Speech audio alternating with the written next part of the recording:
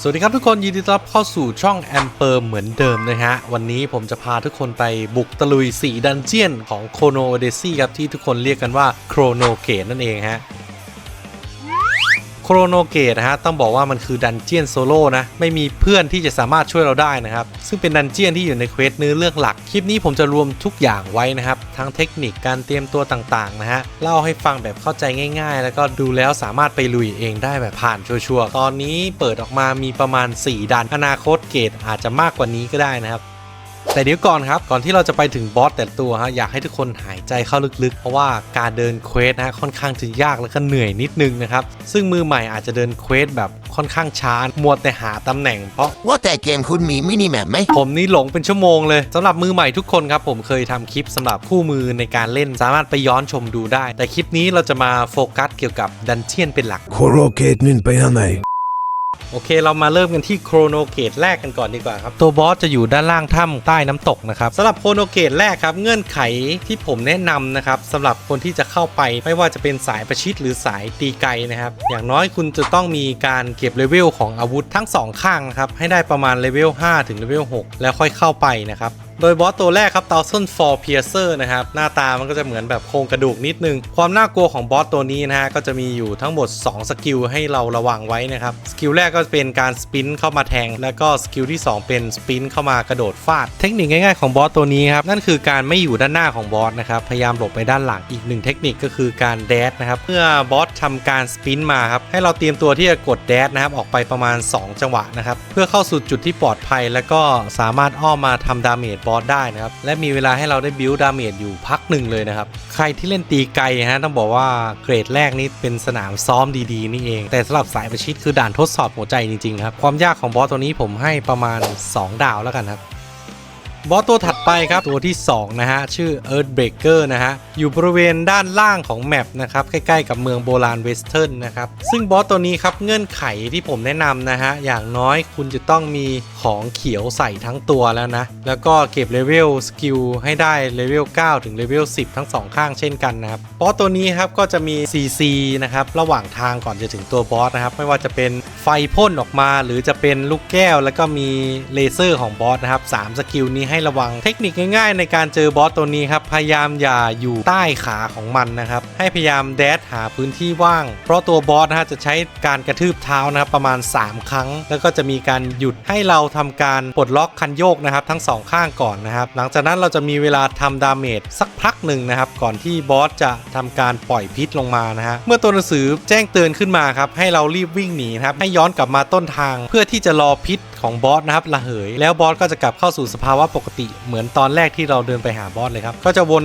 กลับไปทำแบบเดิมอีกนะครับเรื่อยๆจนกว่าบอสจะตายนะครับโดยปกติก็จะใช้ประมาณ2รอบความยากของบอสตัวนี้ผมให้1ดาวแล้วกันนะครับถ้ามีของเขียวอะไรแล้วมันง่ายมากครับมาถึงบอสเกตตัวที่3ครับนั่นคือ Primeval Kebra นะฮะต้องบอกว่าตัวนี้หน้าตามันเหมือนตัวพีมิกในหนังเรื่อง Age of Tomorrow เลยฮะตัวนี้เรียกว่าเป็นโคโนเกตที่ยากที่สุดใน4ตัวเลยก็ว่าได้ครับซึ่งบอสตัวนี้ครับก็จะอยู่ในชั้นใต้ดินของเมืองโบราณเวสเทิร์นนะครับเงื่อนไขในการเข้าไปครับอย่างน้อยคุณจะต้องมีเลเวลสกิลนะฮะทั้ง2ข้างประมาณเลเวล10ขึ้นไปนะครับหลังจากนั้นคุณจะต้องมีการคราฟยาปั๊มทั้ง2แบบนะทั้งแบบไวท์กับแบบเรดนะครับไว้ใช้สำหรับในการลงบอสสกิลที่น่ากลัวของบอสตัวนี้ครับก็จะมีอยู่หลายสกิลเลยนะครับเริ่มจากสกิลเวฟพื้นนะครับสร้างพื้นที่ดาเมจระยะใกล้นะครับซึ่งตัวตีระยะประชิดจะต้องระวังนิดนึงสกิลที่2ก็จะเป็นการพ่นดาเมจออกมานะครับต่อด้วยสกิลที่3เป็นการโดดตะคุบนะครับและสกิลที่น่ากลัวที่สุดนะครับเป็นการคอมโบกับสกิลก่อนหน้านี้นะครับนั่นคือการซัมมอนลูกน้องออกมาครับถ้าเราเคลียร์ไม่ทันภายในเวลาที่กำหนดนะครับยิ่งไปเจอเวฟที่3นะครับโอ้โหโคตรชุลมุนเลยครับออกมาทั้งบอสออกมาทั้งลูกน้องเทคนิคง่ายๆครับในการเจอแคปป้านะครับนั่นคือการที่เราเซตสกิลนะครับ AOE ในการเคลียร์ลูกน้องซัมมอนนะครับและพยายามออกจากมุมไม่เข้ามุมนะเพราะว่าเราเดินไปอาจจะติดก็ได้เหมือนกันนะครับผ่านไม่ผ่านอยู่ที่การเคลียร์ลูกเลยครับเสริมนิดนึงครับตรงจุดนี้เราสามารถใช้โคโนเทคเตอร์ในการซัมมอนบอสก่อนหน้ามาช่วยเราตีได้นะครับในจังหวะที่มีลูกออกมาในเวฟที่3นะครับสำหรับความยากของบอสตัวนี้ผมให้เลยครับ5ดาวครับ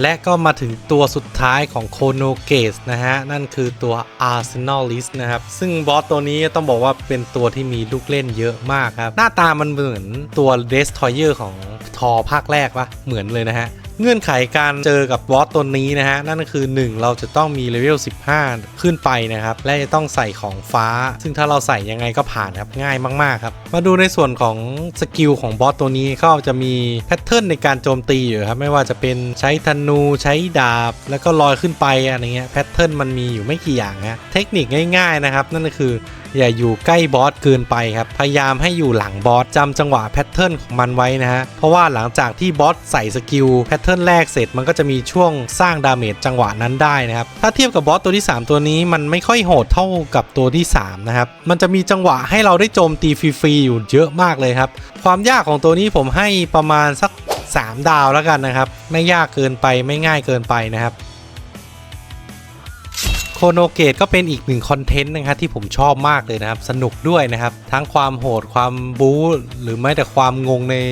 ระบบของมันนะฮะในการเจอบอส1-1นะครับถ้าเป็นเจอบอสปาร์ตี้ก็อีกฟิลหนึ่งเลยนะครับถ้าใครดูคลิปนี้แล้วเคยตายบอสไหนก็ลองมาแชร์กันดูครับว่าตายในจังหวะไหนบรรยากาศผ่านบอสความรู้สึกเป็นยังไงหรือใครที่ยังไม่เคยเข้าเกตเลยแล้วดูคลิปนี้เป็นครั้งแรกก็อย่าลืมคอมเมนต์เข้ามาพูดคุยกันได้นะครับแล้วก็ฝากกดไลค์กดแชร์กด Subscribe ถ้ามีผู้ใหญ่ใจดีก็สามารถซุปเปอร์แชทได้นะครับเพื่อให้แอมเปอร์มีกำลังใจในการผลิตคลิปต่อไปนะครับโอเควันนี้ก็ประมาณนี้กันก่อนครับแล้วเจอกันคลิปหน้าครับวันนี้ขอตัวลาไปก่อนครับสวัสดีครับ